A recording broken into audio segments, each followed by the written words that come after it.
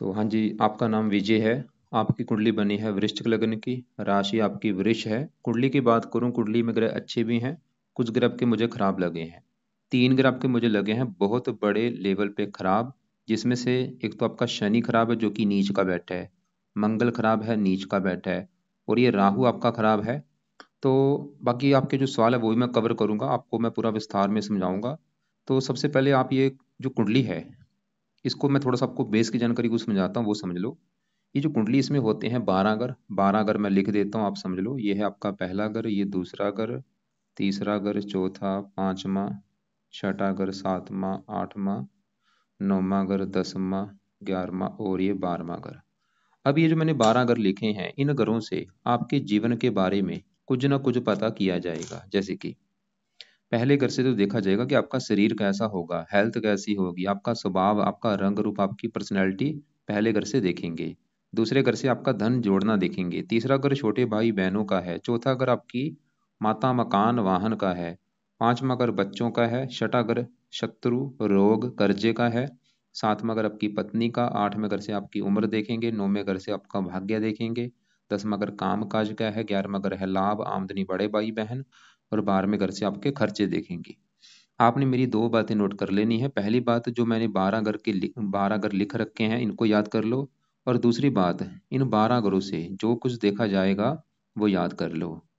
और अब आप ये देखो कि आपने क्या देखना है, वो घर देखो। जैसे कि आप अपना सवाल बोलो। आपका मान लो सवाल है आपके बच्चों को लेके। तो कुंडली में पांचवा घर है बच्चों का। अब पांचवें घर में नंबर 12 लिखा है। 12 है मीन राशि, और मीन राशि का जो मालक है वो है गुरु। तो आपके बच्चों के लिए हमें गुरु को देखना पड़ेगा। ऐसे ही अगर आपका सवाल आपके छोटे भाई बहनों को लेके है, तीसरा घर कुंडली में छोटे भाई बहनों का होता है, तो छोटे भाई बहनों के लिए तीसरा घर देखा जाएगा। और तीसरे घर में नंबर लिखा है 10, जो कि है मकर राशि, मालक बना शनि। तो आपके छोटे भाई बहनों के लिए हमें शनि को देखना पड़ेगा। तो मेरा कहने का मतलब ये है कि जो भी कुछ आपने देखना है वो घर देखना है, और घर का मालिक देखना है। आप आपको मोटा मोटा बेस की जानकारी समझ आ चुकी है। बात करते हैं भविष्यवाणी की। तो ये जो 9 ग्रह हैं, क्योंकि आपको मैंने बोला आपके 3 ग्रह मुझे लगे हैं भाई बहुत बहुत ज्यादा खराब। दो तो ग्रह आपके नीच का बैठे हैं। अब होता क्या है कि ये जो 9 ग्रह हैं, ये ज्यादा एक्टिवेट कब होते हैं, इनका जो असर है वो हमारे जीवन के ऊपर कब आता है, जब इनकी चलती है दशा। लेकिन उससे पहले एक मैं वो बात बता दूं कि आपकी कुंडली में एक दोष भी बना है। दोष क्या बना है? यहाँ पे चौथे घर में केतु बैठा है, और ये 10वें घर में राहु बैठा है। और इधर वाला हिस्सा देखो खाली पड़ा है, मतलब 11वां घर खाली है, 12वां घर खाली, पहला घर खाली, दूसरा, तीसरा। तो सभी ग्रह हैं इस साइड में। ये एक थोड़ा सा काल सर्प दोष भी आपकी कुंडली में बना है। ये दोष भी जब कुंडली बनता है, बंदे को लाइफ में आगे बढ़ने नहीं देता। दिक्कतें, परेशानियां, रुकावटें, स्ट्रगल, चिंता। अब ये जो दोष है ये ज्यादा एक्टिवेट कब होगा? ये जो मैंने काल सर्प दोष बना है, बोला है, ये इसकी वजह से मतलब राहु केतु आपको बुरे फल देंगे काल सर्प दोष बनने की वजह से। और ये दोष ज्यादा एक्टिवेट कब होगा? जब भी कभी आपके ऊपर केतु की दशा चलेगी या राहु की दशा चलेगी, उस समय ये आपको बुरे फल देंगे। अब सवाल ये है कि ये जो 9 ग्रह मैंने आपको जैसे बोला, इनका असर कब मिलता है? दशा आने पर। और आज के समय में आपके ऊपर जो दशा चली हुई है, दशा होती है दो प्रकार की। एक होती है महादशा, एक अंतरदशा। महादशा काफी बड़ी होती है, जो कि आपके ऊपर चली हुई है राहु ग्रह की, 2020 से चली है, और ये 38 में खत्म होगी। तो इसका मतलब ये है कि आपके जीवन के ऊपर सबसे बड़ा असर किसका है? राहु ग्रह का। कितना असर है? 80%। आपकी समझ लो 100 में से 80% लाइफ में जो कुछ आपके साथ हो रहा है भाई, राहु की वजह से हो रहा है। जो भी आप मतलब खा रहे हैं, पी रहे हैं, काम कर रहे हैं, कुछ भी, वो राहु की वजह से हो रहा है। जो सोच भी रहे हैं, आप क्या सोच रहे हैं कि मैं ये करना चाहता हूं, मैं वो कर, भाई वो सोचने के ऊपर भी राहु का असर है।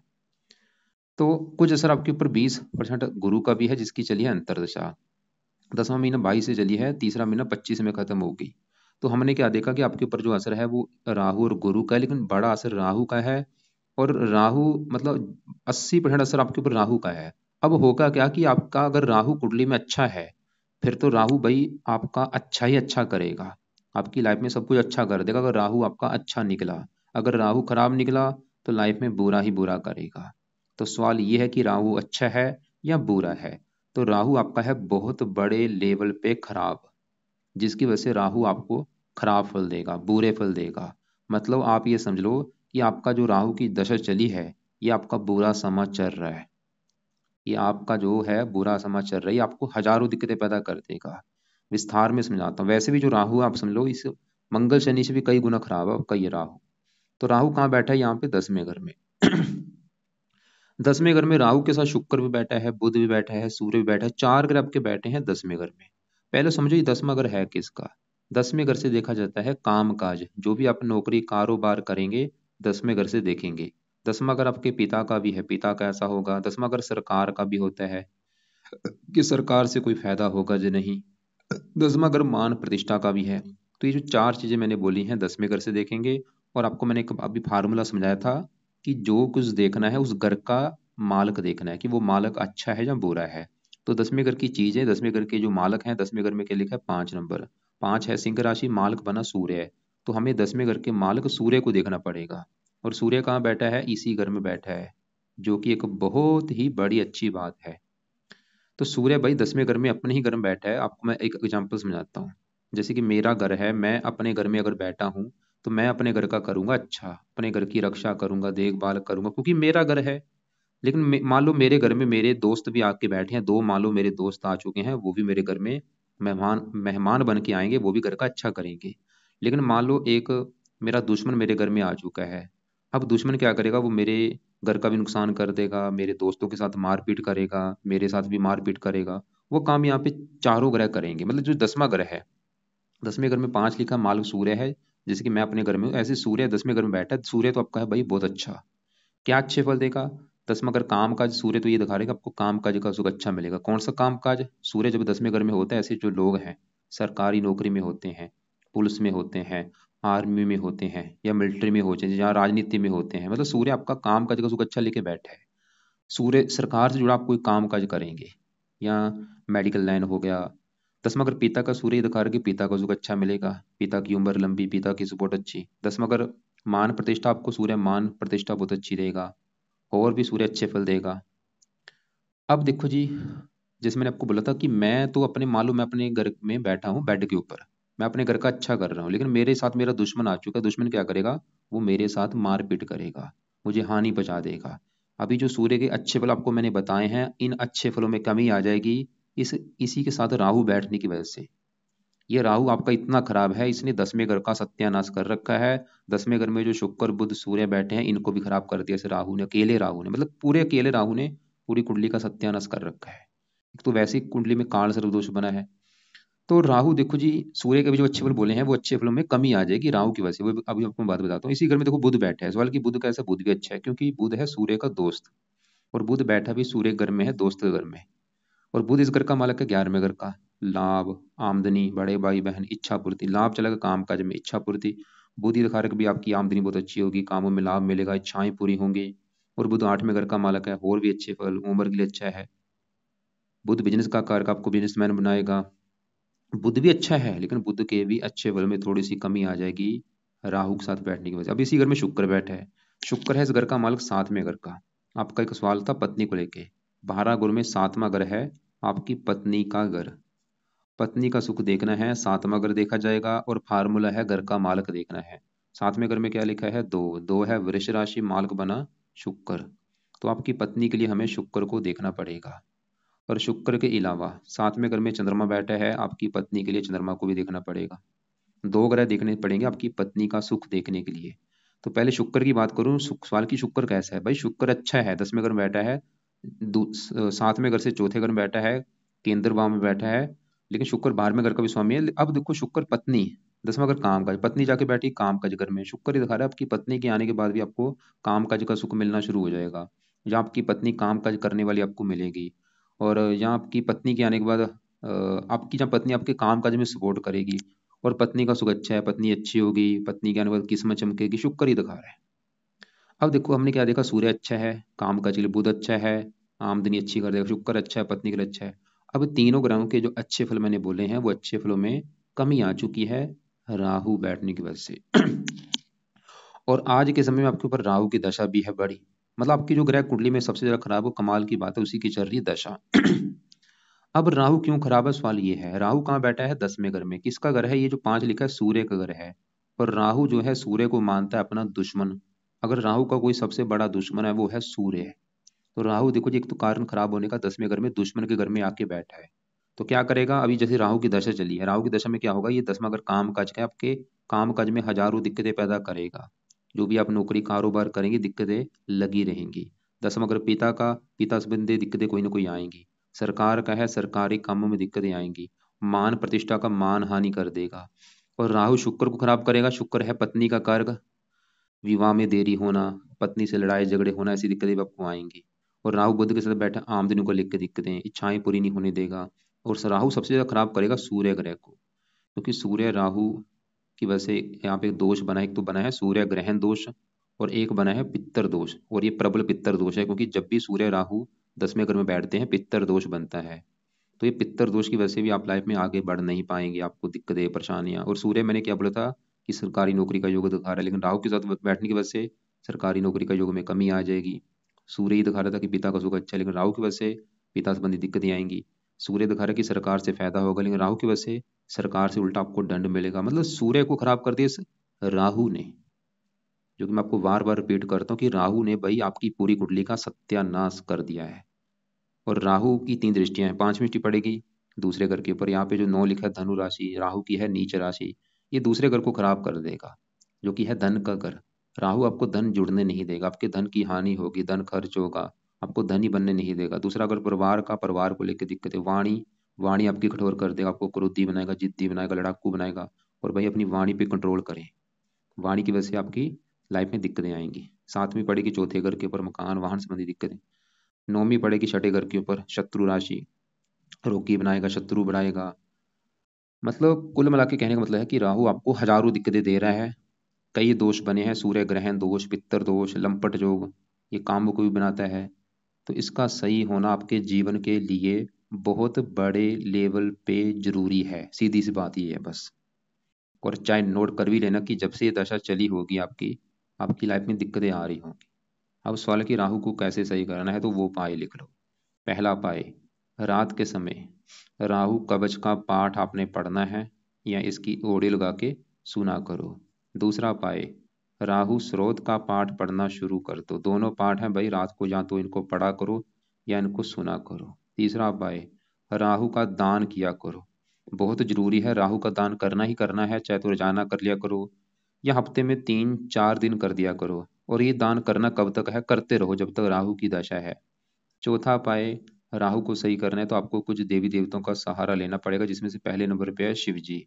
शिव जी की पूजा उपासना करनी शुरू कर दो, शिव जी के मंदिर जाना शुरू कर दो। शिव जी के मंदिर में जाके ओम नमः शिवाय का जाप किया करो, रोजाना शिव जी के मंदिर जाना ही जाना है, नियम बना लो। और वहां पे बैठो, जाके क्या करना है, बैठ के ओम नमः शिवाय, ओम नमः शिवाय, ये जाप किया करो 10-20 मिनट बैठ के वहां पे। हो सके सुबह शाम जाओ। इसके अलावा राहु को सही करना है, हनुमान जी की पूजा उपासना करनी शुरू कर दो। हनुमान जी का भी कोई ना कोई पाठ रोजाना पढ़ा करो। और तीसरे नंबर पे दुर्गा चालीसा का भी पाठ आप पढ़ते हैं, उससे भी राहु अच्छा होगा। तो ये शिव जी, हनुमान जी, दुर्गा चालीसा। तो दुर्गा चालीसा आप पढ़ लिया करो जब भी आपका टाइम लगे। शिव जी के मंदिर में हो सके तो सुबह शाम जाओ, जा नहीं तो एक टाइम तो जरूर जाना है, और वो सबसे बेस्ट है सुबह का टाइम। और वहां पे जाके शिव जी का मंत्र जाप जरूर करना है, और हनुमान जी का पाठ जब भी आपका टाइम लगे पढ़ लिया करो। नीले कपड़े पहनने बंद कर दो। अब देखो जी, आपके मैंने बोला था 3 ग्रह खराब है, राहु तो हमने देख लिया। अब आपका शनि भी खराब है, मंगल भी खराब है। शनि की बात करते हैं कि ये क्यों खराब है। आपका देखो जी, शनि खराब होने के हैं 2-3 कारण। शनि खराब होने का पहला कारण कि वो कुंडली के छठे घर में, खराब घर में आके बैठा है। दूसरा कारण, छठे घर में जो एक लिखा है, एक है मेष राशि, जो कि शनि की है नीच राशि। ये नीच का बैठा है, सबसे बड़ा कारण खराब होने का यही है। एक तो छठा घर, छठे घर से, क्योंकि छठा घर है रोग का, रोग, शत्रु, कर्जा, कोर्ट कचहरी, चोरी, ठगी, विश्वासघात। एक तो छठा घर ऊपर से नीच का बैठा है, और शनि इस कुंडली में थोड़ा सा मार्किश भी है। अब वो बुरे फल क्या देगा, तो छठे घर को एक्टिवेट करेगा। और इस शनि का बुरा फल आपको ज्यादा कब मिलेगा, जब शनि की दशा आने पर। जब भी इसकी कभी दशा चलेगी, दशा भी इसकी आगे आने वाली है आपकी भाई, ये देखो तीसरा महीना 25 को स्टार्ट होगी अगले साल में। कब खत्म होगी, जनवरी 28 में। ये आपकी जो 2-3 साल की दशा होगी शनि वाली, ये समय आपका बुरा समय होगा। अगर आपको लग रहा है कि आज आपकी दिक्कतें आ रही है, भाई दिक्कतें तो अभी आपकी बढ़ेंगी आगे। तो शनि क्या बुरे फल देगा, क्योंकि छठा अगर रोग का है, ये आपको रोगी बनाएगा बहुत ज्यादा, आपकी हेल्थ बहुत ज्यादा खराब कर देगा। देखो जी, ऐसा नहीं कि आज बुरे फल नहीं दे रहा, ये आपको समझ लो बचपन से बुरे फल देता आ रहा है। बचपन से बुरे फल देता आ रहा, बस बचपन से बुरे फल इतने दे रहा था, और जब भी इसकी कभी बड़ी दशा चलेगी उस समय बुरे फल कई गुना बढ़ जाएंगे, या छोटी दशा चलेगी उस समय भी बड़े बुरे फल बढ़ जाए, मतलब दशा में इनका जो असर है वो बढ़ जाता है, बस सिंपल सी बात है, दशा आने पर इनका असर बढ़ जाता है। तो शनि पहले भी आपको बीमार कर रहा है, छठे घर रोग का रोगी बनाएगा, शत्रु बढ़ाएगा, आपके कर्जदार बना देगा, कोर्ट कचहरी के चक्कर भी लगाने पड़ सकते हैं, ननिहाल को लेकर दिक्कतें। और शनि इस कुंडली के दो घरों का है मालक, मतलब इसके अपने दो घर हैं, एक तो शनि का ये घर है तीसरा, तीसरे घर से देखा जाता है पराक्रम, उद्यम, मेहनत, आप कितने पराक्रमी होंगे, कितने उद्यमी होंगे, तो आपके पराक्रम में कमी कर देगा, साहस में कमी कर देगा, आपको आलसी बना सकता है। तीसरा अगर छोटे भाई बहन, अगर आपका छोटा भाई, कोई छोटा भाई या बहन होगा, उसको लेके काफी दिक्कतें आएंगी। और शनि है इस चौथे घर का मालक। ये जो चौथा घर है, ये चौथा घर है आपकी माता का घर, मकान का घर, वाहन, भूमि, जमीन, जायदाद, नौकर चाकर, इस चौथे घर से देखेंगे। चौथे घर में नंबर लिखा है 11, जो कि कुंभ राशि, मालक बना शनि। तो चौथे घर का मालक शनि भाई आपका नीच का बैठा है, तो शनि की वजह से चौथे घर को लेकर दिक्कतें आएंगी। जैसे चौथा घर माता, माता चलेगी, छठा घर रोग, जहाँ तो माता आपकी रोगी होगी, या छठा घर शत्रु का है, शत्रु माता से शत्रु जैसे व्यवहार होंगे, मतलब माता से बनेगी नहीं, मतलब माता को लेके आपको दिक्कतें आएंगी, या तो उससे बनेगी नहीं आपकी, या वो बीमार होगी, या उसकी लाइफ में कोई कष्ट आएगा। चौथा अगर मकान का है, मकान को लेके दिक्कतें आएंगी, आपके पास कोई अच्छा मकान नहीं होगा। वाहन, वाहन को लेके दिक्कतें आएंगी, वाहन को लेके दिक्कतें मतलब वाहन के ऊपर खर्चा होना, या वाहन से आपका एक्सीडेंट हो जाना, या वाहन आपका चोरी हो जाना। चौथा अगर भूमि, जमीन, जायदाद, इनको लेके दिक्कतें, नौकर चाकर, उसको लेके दिक्कतें, नौकर वफादार नहीं होंगे, शनि की दशा में दिक्कतें बढ़ जाएंगी आपकी। और ये इसका भी सही होना बहुत जरूरी है, तो इसके भी उपाय भी शुरू कर दो भाई। तो इसके जो उपाय हैं वो भी आपने करने हैं रात के समय। तो शनि का जो पहला उपाय है वो है, आप शनि कवच का पाठ पढ़ो, जो कि सुनने से लग रहा है कवच मतलब रक्षा का काम करेगा। ये 2 मिनट का पाठ है, रात को रोजाना पढ़ना है, ये इसको सुन लिया करो। दूसरा उपाय, शनि चालीसा का पाठ आपने पढ़ना है, तो ये दोनों पाठ पढ़ने हैं या इनको सुनना है। तीसरा उपाय, शनि का दान करना है। दान क्या करेगा, इसकी 9 डिग्री जो है इसको जीरो कर देगा, पावर पावर इसकी कम करेगा।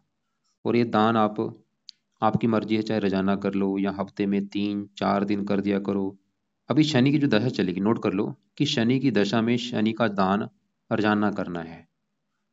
शनि की दशा भी जब तक नहीं है चाहे दान कम कर लो, लेकिन शनि की दशा जब आएगी उस समय तो दान कोशिश करना रोजाना करने की। जैसे कि कौवों को रोटी डालो, कुत्तों को रोटी, काले कुत्ते को रोटी डालो, काली गाय को रोटी डालो, काली चींटों को काले तिल डालो। वैसे शनि के दान की वीडियो आपको मैं भेज दूंगा।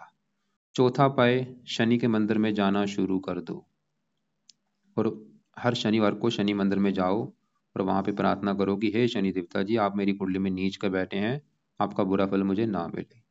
अगर घर के आसपास शनि मंदिर है, जाना जाओ। अब सवाल है कि शनि के उपाय करने से क्या फायदे होंगे भाई, फायदे भी तो होने चाहिए, क्या होंगे। शनि के उपाय करोगे आप बीमारियों से बचेंगे, कोई बीमारी आपको लगेगी नहीं, दुख आपको लगेगा नहीं, क्योंकि दुख का कारक है। आप कर्जे से बचेंगे, दुश्मनों से बचेंगे, कोर्ट कचहरी के चक्कर नहीं लगाने पड़ेंगे, क्योंकि चौथे घर का मालक है शनि, माता का सुख अच्छा मिलेगा, आपके पास मकान का सुख अच्छा होगा, वाहन का सुख अच्छा मिलेगा, भूमि, जमीन, जायदाद, नौकर चाकर का सुख अच्छा, छोटे भाई बहन अगर कोई होंगे उसका सुख अच्छा। ऐसे राहु के पाए करेंगे, राहु के लिख लो कि राहु के पाए करने से फायदे क्या होंगे, नीचे आंसर में लिख लो, हजारों फायदे होंगे। ये नहीं कि कोई एक फायदा होगा भाई, हजारों फायदे होंगे इसे राहु के उपाय करने से। सूर्य ग्रहण दोष खत्म हो जाएगा, पित्तर दोष खत्म हो जाएगा, आपकी हेल्थ अच्छी होगी, काम काज में दिक्कतें नहीं आएंगी, काल सर्प दोष खत्म होगा, पत्नी संबंधी दिक्कतें नहीं आएंगी, हजारों फायदे हैं भाई। अब आगे बढ़ते हैं, मंगल की बात करते हैं कि मंगल क्यों खराब मैंने बोला था। क्योंकि मंगल बैठा है वो भी नीच का। कहाँ बैठा है मंगल, 9वें घर में। 9वें घर से देखा जाता है भाग्य। आपका अगर भाग्य देखना है कि आपका भाग्य कैसा होगा, 9वां घर देखा जाएगा, और फार्मूला है घर का मालक देखना है। 9वें घर में नंबर लिखा है 4, जो कि कर्क राशि, मालक कौन बना, चंद्रमा। तो आपका भाग्य अगर देखना है, चंद्रमा को भी देखना पड़ेगा और 9वें घर में मंगल को भी, 2 ग्रह देखने पड़ेंगे आपका भाग्य देखने के लिए। तो पहले मैं 9वें घर के मालक अगर चंद्रमा की बात करूं कि वो कैसा है, तो चंद्रमा आपका है बहुत अच्छा। क्यों अच्छा है, क्योंकि वो जहां बैठा है 7वें घर में, वहां पे जो 2 लिखा है, वृष राशि में उच्च का बैठा है। उच्च का बैठने की वजह से मुझे अच्छा लगा, क्या अच्छे फल देगा। कहाँ बैठा है, पत्नी घर में, और मालक है 9वें घर का, भाग्य मतलब भाग्य जाके बैठा है पत्नी घर में। चंद्रमा ये दिखा रहा है कि आपकी पत्नी के आने के बाद आपका भाग्य साथ देना शुरू हो जाएगा। पत्नी आपकी चंद्रमा की वजह से सुंदर होगी, आकर्षक होगी, उसका स्वभाव बहुत अच्छा होगा, उसका उसके साथ अच्छी बनेगी, और बल्कि उसकी आने के बाद ही आपकी किस्मत चमकेगी। चंद्रमा ये दिखा रहा है। लेकिन इसका बल है कम, 0 डिग्री का बैठ है, इसका बल बढ़ाओ, बल बढ़ेगा, अच्छे बल बढ़ जाएंगे। तो बल कैसे बढ़ेगा? सबसे बेस्ट उपाय है, आप इसका मोती रत्न धारण कर लो, जो कि आपने राइट हैंड की इस छोटी उंगली में धारण करना है, चांदी में जड़वा के। मोती लेना आप अपने वेट के बराबर, अगर आपका वेट 70 किलो है, 7.25 रत्ती का मोती ले लो। लेने के बाद चांदी में जुड़वा के शुक्ल पक्ष के पहले सोमवार को धारण कर लेना, और अच्छी क्वालिटी का मोती लेना है। अगर डुप्लीकेट ले लिया, कोई टाइम वेस्ट होगा, कोई फायदा नहीं होगा। और इसका सफेद रंग का दान कभी मत करना, दूध का, चावल, चीनी, इन वस्तुओं का दान मत करना। आपको मैंने बोला था पत्नी के लिए साथ में करके, मान लो शुक्र को भी देखा जाएगा।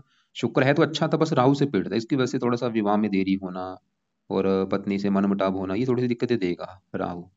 बाकी राहु सही होगा, शुक्र भी अच्छा हो जाएगा आपका। चंद्रमा तो अच्छा है ही।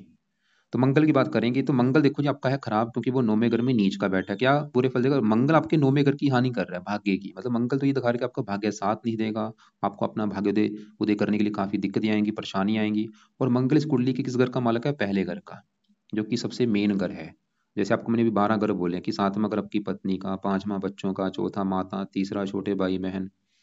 ऐसे ही जो पहला घर है, ये भाई आपका घर है, आप कैसे होंगे, आपका रंग रूप कैसा, पर्सनैलिटी कैसी, सर कैसा, मस्तक कैसा, पहले घर से देखा जाएगा। पहले घर में नंबर 8 लिखा है, 8 है वृश्चिक राशि, मालक मंगल, जो कि नीच का बैठा है। शरीर का मालक ही नीच का बैठा है, क्या होगा? आपका शरीर को लेकर दिक्कतें आएंगी, शरीर में कोई ना कोई रोग लगा रहेगा। ये मंगल भी आपकी सबसे बड़ी दिक्कत, मंगल जो आपको देगा हेल्थ को लेकर देगा, क्योंकि शरीर का मालक है, तो हेल्थ को लेकर दिक्कतें आएंगी। कौन कौन सी हेल्थ को लेकर दिक्कतें? मंगल के रोग आपको हो सकते हैं, जैसे रक्तचाप, ब्लड प्रेशर, एक्सीडेंट कराएगा। कई बार ऑपरेशन का योग भी बनाता है, ये ऑपरेशन एक दो बार जरूर होता है जीवन में। वृश्चिक राशि का रोग दे सकता है, भाग्य की हानि करेगा। मतलब मंगल को सही करते हैं, फायदे क्या होंगे? सबसे बड़ा फायदा, बीमारियों से बचेंगे, लाइफ में स्ट्रगल नहीं करना पड़ेगा, क्योंकि लगन दोष भी बना है। भाग्य की हानि नहीं होगी, और भी कई फायदे होंगे, भाई के लिए अच्छा है। क्या उपाय करने हैं? इसके उपाय आपने करने हैं सुबह के टाइम। तो पहला उपाय है, मंगल कवच का पाठ आपने पढ़ना है। कम से कम ये इस पाठ को आपने 2-3 बार पढ़ना है, एक बार पढ़ने के बाद दोबारा फिर पढ़ लो, नहीं पढ़ना तो सुन लिया करो। दूसरा है मंगल स्रोत का पाठ। तीसरा है मंगल के लिए हनुमान जी की पूजा उपासना करो। चौथा, मंगल का भी दान किया करो हर मंगलवार को। काले कपड़े पहनने बंद कर दो, लाल कपड़े पहनने बंद कर दो, नीले कपड़े पहनने बंद कर दो, या फिर कम यूज किया करो, या बंद कर दो वैसे तो। तो ये है आपकी, देखो जी, कुंडली का फलादेश। बाकी चौथे घर में गुरु अच्छा है, धन का मालक है। भाग्य वैसे संतान का मालक है, संतान के लिए अच्छा है, संतान सुख देने वाली होगी, क्योंकि चौथे घर में बैठा, सुख के घर में धन। और गुरु की बड़ी दाज चलेगी 38 के बाद, वो समय फिर भी कुछ अच्छा होगा। अभी छोटी दशा भी आपकी गुरु की है, ये फिर भी चलो अच्छा है आपका, क्योंकि बड़ी दशा राहु वो तो आपका बहुत ज्यादा खराब है। लेकिन ये गुरु की जो गुरु का भी क्योंकि आपके जीवन के ऊपर असर है, वो फिर भी चलो अच्छा है। अब आपकी एक बार जो सवाल आपने लिख के भेजे हैं, वो मैं एक बार देख लेता हूँ। आपने बोला कि भाई शादी कब होगी? भाई शादी के लिए 7वां घर देखा जाता है, 7वें घर का माल शुक्र राहु के साथ बैठा है, वो विवाह विवाह में आपके विलंब कर रहा है, क्योंकि राहु की अभी आपकी दशा भी चली है। और वैसे विवाह इतना कन्फर्म है कि विवाह का जो आपको अच्छा मिलेगा, पत्नी के आने के बाद आपकी किस्मत चमकेगी। अगर क्योंकि शुक्र पीड़ित है, तो आप क्या करो, सुबह के टाइम शुक्र का मंत्र याप करो। सुबह ये शुक्रवार से स्टार्ट कर लो, माला से करना है, चाहे एक माला कर लो, 2 कर लो, 3 कर लो। ये मंत्र कब तक करना है? जब तक आपका विवाह नहीं हो जाता। तो शुक्र का मंत्र करने से क्या होगा? आपका जल्दी विवाह हो जाएगा, आपके विवाह में दिक्कत नहीं आएगी, रिश्ता टूटेगा नहीं। और राहु के पाई करने से भी शुक्र अच्छा होगा, मतलब शुक्र अच्छा है, बस राहु ने उसको खराब किया। मतलब राहु के पाई करने से शुक्र अच्छा हो जाएगा। और बाकी आपने बोला है कि भाई हेल्थ सही नहीं रहती, हेल्थ खराब होने के कई कारण है। आपकी राहु भी हेल्थ खराब कर रहा है, मंगल भी हेल्थ खराब करेगा, क्योंकि वो शरीर का मालक है, और शनि भी हेल्थ खराब कर रहा है। तो तीनों ग्रहों के उपाय करने पड़ेंगे हेल्थ अच्छी रखने के लिए। पेट में दिक्कत आती है राहु की वजह से, पेट दिक्कत देता है। पाचन क्रिया सही नहीं है, लेग में दर्द होता है, पैरों का कष्ट शनि की वजह से आ रहा है आपको। बॉडी में एनर्जी नहीं रहती है, राहु की वजह से दिक्कतें हैं। काम करने का मन नहीं करता राहु, क्योंकि आलसी बनाता है। तो ये आपको एक बार मैं फिर रिपीट करता हूँ, मैंने आपको क्या क्या बोला। कुछ उपाय आपके हैं सुबह के टाइम, कुछ है रात के समय। तो रात के पास क्या उपाय है? रात को राहु कवच का पाठ, राहु स्रोत का पाठ, दोनों पाठ पढ़ने हैं, ये इनको सुनना है। उसी समय शनि कवच और शनि चालीसा। तो ये 4 पाठ हो चुके हैं आपके रात के समय। सुबह के टाइम क्या करना है? मंगल कवच, मंगल स्रोत और हनुमान जी की पूजा उपासना। बाकी आपको मैंने शिव जी की पूजा उपासना बोली है, वो क्या करो, जब सुबह उठोगे नहा धो के शिव जी के मंदिर में जाओ, वहाँ पे बैठ के ओम नमः शिवाय का जाप किया करो। और वहीं पे अगर हनुमान जी का मंदिर है तो हनुमान जी के मंदिर चले जाओ, हनुमान चालीसा पढ़ लो। हनुमान चालीसा पढ़ने से आपके 3 ग्रह अच्छे होंगे। राहु भी अच्छा होगा, शनि भी अच्छा होगा, मंगल भी अच्छा होगा। और दुर्गा चालीसा का भी अगर टाइम लगे वो भी पाठ कभी पढ़ दिया करो। तो बाकी दान आप शनि का हर शनिवार को करो, या रोजाना भी आप कर सकते हैं, लेकिन शनि की दशा में रोजाना दान करना है। मंगल का मंगलवार को कर दिया करो। राहु का दान तो वही रोजाना करो। और सबसे ज्यादा दिक्कत आपकी राहु की वजह से आ रही है, क्योंकि राहु गड़बड़ क्या कर रहा है, ये दूसरे ग्रहों को भी खराब कर रहा है। ये सूर्य को भी खराब कर दिया, बुध को खराब कर दिया, शुक्र को, ऊपर से मैंने बोला काल सर्पदोष बना है। फिर भी अगर कोई बात समझ नहीं लगी, अपने सवाल लिख लेना। और मुझे कल आप 2:30 से लेके 3 के बीच में कॉल कर लेना। और कॉल करने से पहले अपने सवाल लिख लेना, क्योंकि आपसे सिर्फ एक बार बात होगी, सवाल लिख के ही कॉल करना मुझे। इसके अलावा आपको मैं अलग से कुछ वीडियो भेज दूंगा, उनको आप एक बार देख लेना। सूर्य को कभी जल नहीं देना, सूर्य का दान कभी नहीं करना। आपके ऊपर 7.5 नहीं चली, कोई डेया नहीं चल रही, और बाकी और कोई दोष नहीं है। सिर्फ आपकी कुंडली में जो काल सर्प दोष है, ये मुझे अच्छा नहीं लगा आपकी कुंडली में। और बाकी देखो जो और भी आपके ग्रह को जो खराब है वो आपको मैंने बता दिया है। फिर भी कोई बात समझ नहीं लगी है, कल मुझे 2 ढाई 2 ढाई या 3 के बीच में कॉल कर लेना। चाहे आज कॉल कर लेना, चाहे कल कॉल कर लेना।